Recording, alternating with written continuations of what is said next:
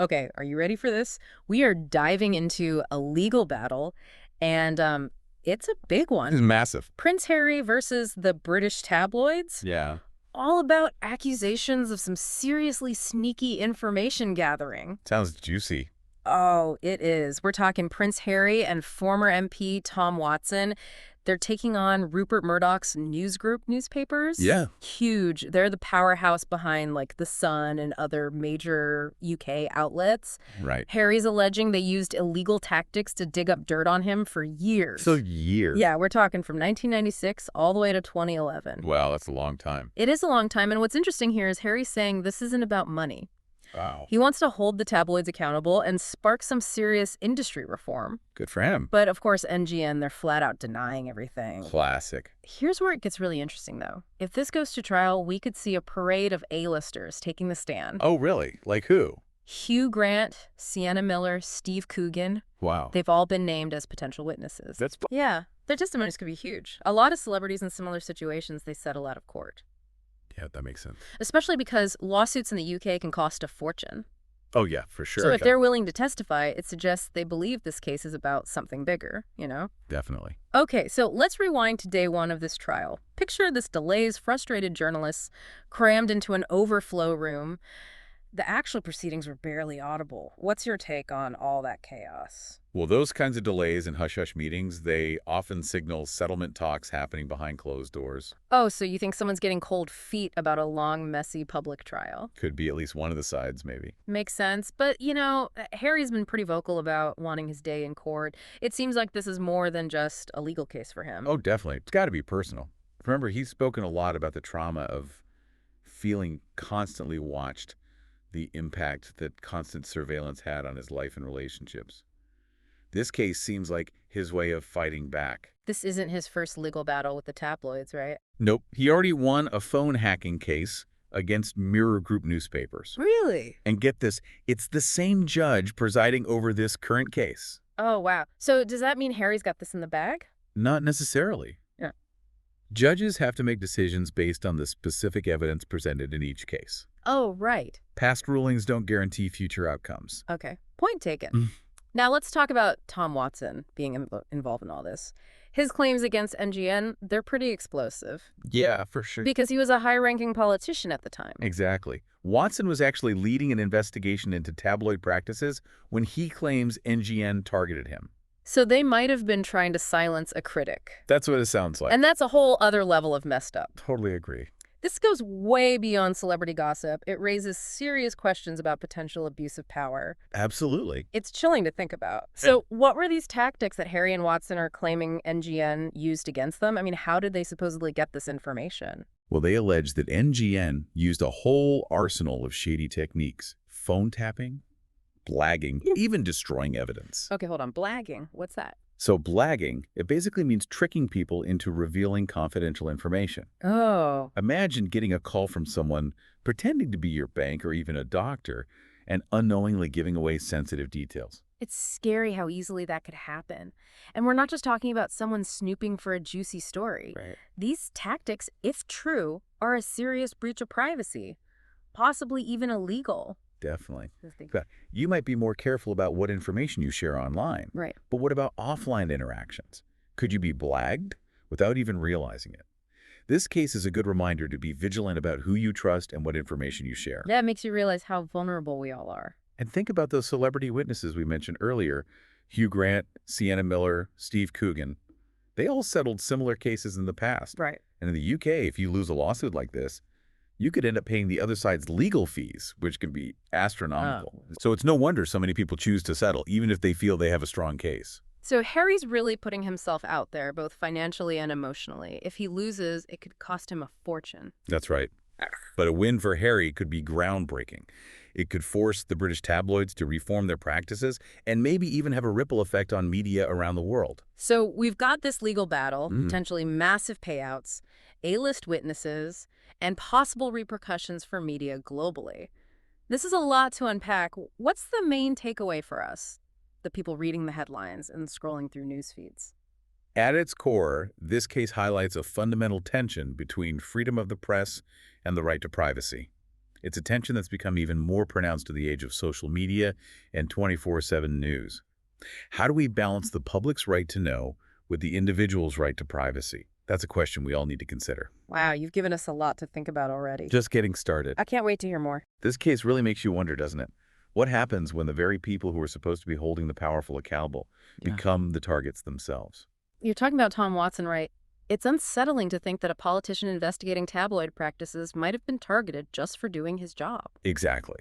Watson was leading a parliamentary inquiry into phone hacking, which actually led to the closure of a major tabloid, the News of the World. Oh. This wasn't just some passing interest for him. This was his focus. Hmm. So if NGN was trying to silence him, it raises some serious concerns about the potential for corruption and obstruction of justice. So this case goes way beyond just a celebrity spat. We're talking potential impacts on democracy and freedom of the press itself. But what about Watson's motivations? Why put himself back in the spotlight like this? Watson's been a vocal critic of the tabloids for years. He seems to be driven by a sense of justice, a belief that these powerful institutions need to be held accountable for their actions. He's not backing down from a fight. It's interesting how this case is bringing out such strong opinions about the role of tabloids in British society. Some people see them as a voice for the working class, holding the elite accountable. Right. There's this whole speak truth to power element to their image. But on the other hand, others view tabloids as a toxic force obsessed with scandal and sensationalism at the expense of truth and privacy. Yeah, it was almost like a guilty pleasure, right? You shouldn't read it, but you can't help but be drawn in. Exactly. It makes you wonder, what is it about these stories that we, the public, find so captivating? Are we contributing to the problem by consuming this type of content? That's a question each of us has to answer for ourselves. But this case shines a light on that dynamic, that sometimes uneasy relationship between the media celebrities and the public. Speaking of the public, what's been the general reaction to Harry's lawsuit? Has it been supportive? It's been mixed, actually. There's definitely sympathy for Harry and what he's gone through, but there's also a long history of skepticism towards the royal family in the UK. Some people might see this as a prince trying to silence criticism, even if it comes from sources he finds unethical. It's fascinating how all these different perspectives are swirling around this one case. It's like a microcosm of society's ongoing struggle with privacy power and the media. Absolutely. And let's not forget the legal side of things. The UK legal system is quite different from what we're used to in the US. Remember, there are no juries in civil cases like this one. So it all rests on one person's shoulders, the judge. How does that impact the outcome? It puts a lot of pressure on the judge to be impartial and objective. Every decision they make, from admitting evidence to interpreting the law, will be scrutinized. This trial could have major implications for press freedom and privacy rights in the UK. We've talked a lot about the potential consequences if Harry wins, but what if he loses? What happens then? Well, remember how we discussed those high legal fees in the UK? If Harry loses, he could be ordered to pay NGN's legal costs, which could be enormous. It's a huge gamble. But beyond the financial risk, a loss for Harry could have a chilling effect on future cases. You mean people might be less likely to sue powerful media organizations if they see what Harry goes through? Exactly. It could set a precedent that makes individuals think twice before challenging these behemoths, even if they have legitimate grievances. The potential cost, both financially and emotionally, might be too high. Now, earlier we mentioned that NGN has a history of settling cases out of court. What are the chances they'll try to do that this time around? It's definitely a possibility. Settling would allow NGN to avoid a public trial and potentially damaging revelations. But the question is, does Harry want to settle?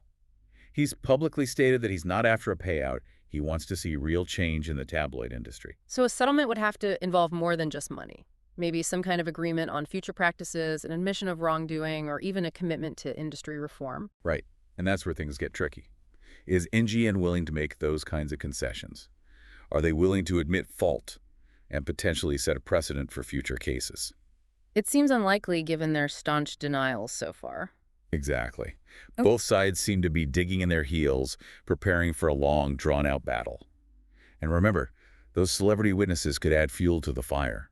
I'm trying to picture what it must be like to be in that courtroom. The tension, the anticipation. It's like a pressure cooker, right?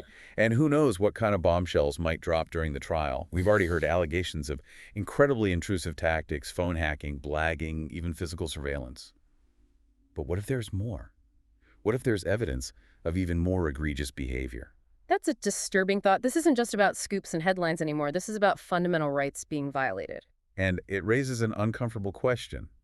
How much are we, the public, complicit in all of this? By consuming tabloid content, are we inadvertently supporting these invasive practices? I think that's a question we all need to grapple with. It's easy to get caught up in the drama and intrigue of these stories, but we can't lose sight of the human cost. Behind those headlines are real people whose lives have been deeply affected by these alleged actions. This isn't just a story playing out in a courtroom. It's a story about the battle between power and privacy, about the ethics of information gathering, and about the responsibility we all have as consumers of news. It's a reminder that even in a world of instant information, we need to be critical thinkers, questioning our sources, and considering the broader implications of the stories we consume. This case is a reminder that we all have a role to play in shaping media landscape and holding those in power accountable. You know, it's wild to think that all this stuff happened before social media really took off. Right. Back then, most people didn't even have smartphones, and Facebook was still just a college thing. Yeah, it makes you wonder how this case would play out differently if it happened today in our hyper-connected world. Right. Like, imagine the data trails we leave behind with every post, every online purchase. It almost seems quaint to think about private investigators digging through trash or tapping phones when there's so much information willingly shared online these days. Yeah. Maybe instead of blagging, we'd be talking about data breaches and algorithms that know more about us than we do. It raises a really interesting question, though. Is our digital footprint making those traditional investigative tactics obsolete, or are we just creating new vulnerabilities? Like, are we trading one set of privacy concerns for another? It's like this constant tug of war between wanting to be connected and needing privacy. Absolutely. In this case, it really highlights how that tension is only going to get worse as technology keeps advancing. Yeah. But remember, the core issue here, this right to privacy versus freedom of the press, Yeah. that debate is timeless. So as this legal drama unfolds, what should we as informed listeners be paying attention to? What are the key things that could tip the scales? Well, first, keep an eye out for any whispers of a settlement. Even though both sides seem pretty ready for a trial, you never know, behind-the-scenes negotiations could change everything. And if it does go to trial, those witness testimonies could be explosive. Absolutely. Right. What kind of evidence did they present? How convincing are their stories? Those details could really sway the judge. And it all comes down to one person The judge. to weigh the evidence and interpret the law. Right. And don't forget, the UK legal system, it relies on judicial precedent. The judge's rulings in this case could have a huge impact on how privacy and press freedom are understood in the UK and maybe even beyond. So we've got potential settlements, bombshell testimonies, a judge whose decisions could reshape media practices. Is there anything else we should be watching for? Always expect the unexpected. Oh, that's ominous. These high-profile cases, they always have a way of throwing curveballs. Yeah. You know, new evidence could surface. A witness might recant their testimony. Legal strategies could shift overnight. It's a real-life drama with an unpredictable plot. This case really is a prime example of how reality can be stranger than fiction. And its impact could be huge. This isn't just a tabloid scandal. It's a battle over fundamental principles that affect all of us. It really forces us to ask ourselves, what value do we place on privacy? How do we balance that with the need for a free and informed press? Those are tough questions with no easy answers. They are. But those are the conversations that this case brings to the forefront. It challenges us to be more than just passive consumers of information. Right. It reminds us to be critical thinkers, to question our sources, and to hold the media accountable for its actions. You know, this really has been a wake-up call. It's a reminder that we each have a responsibility to be informed and engaged citizens, to think critically about the information we consume, and to demand better from the media outlets that shape our understanding of the world. So the next time you pick up a newspaper, or scroll through social media, or even just chat with a friend about current events, remember this case. It's a reminder that the stories we tell and the way we tell them have real-world consequences. We'll be keeping a close eye on this case as it unfolds. It's a story that has the potential to change the way we think about privacy, power, and the media's role in our lives. Thanks for joining us for this deep dive.